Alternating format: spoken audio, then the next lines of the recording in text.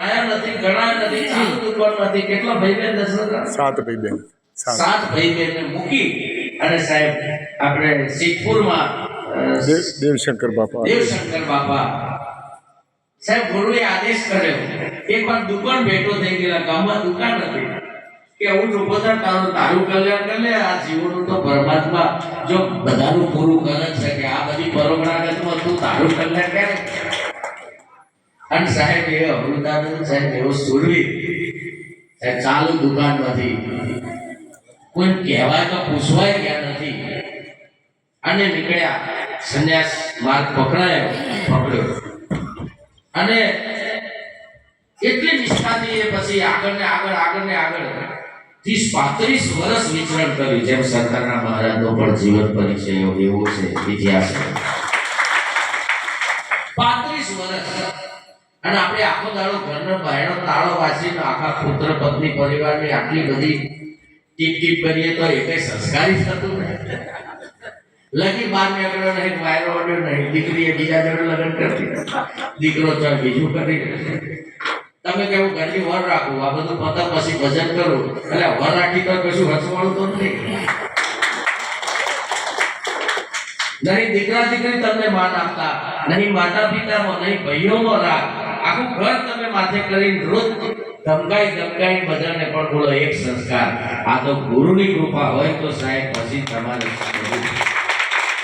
એ અમૃતાનંદ મહારાજને અમે યાદ કરતા કે આજે 10 આ બધો 7 જણનો પરિવાર મૂકી દુકાનમાંથી નીકળી ગયા અને પાછું સંન્યાસ લઈ જ્ઞાન દ્રઢ કરી પાછા આવ્યા, નજીક રહ્યા.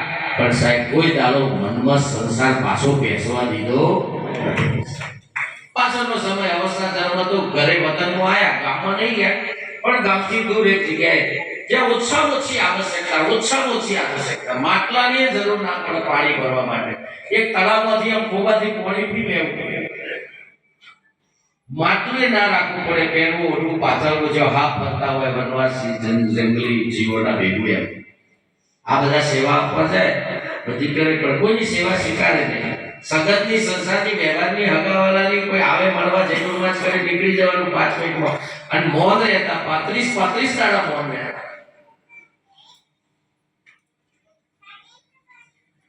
કોઈને પહેરવા ના દે. આ જગતની પંચાયત ના અલા હોય ના જોઈએ કે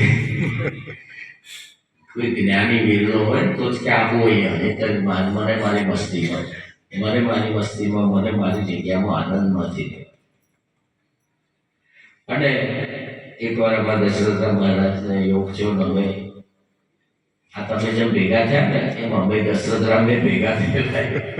એક ભાઈ દાબેલી વાળો લઈને આવ્યો તો કે મહારાજ આ ભજનના પ્યાસી છે, સત્સંગના બહુ શોખીન છે. મેં કીધું હેડો મારી હાથે જગ્યા હોય. આજે 8-10 વર્ષથી સાહેબ એક ધારી અવિરત આ એક નિષ્ઠાનું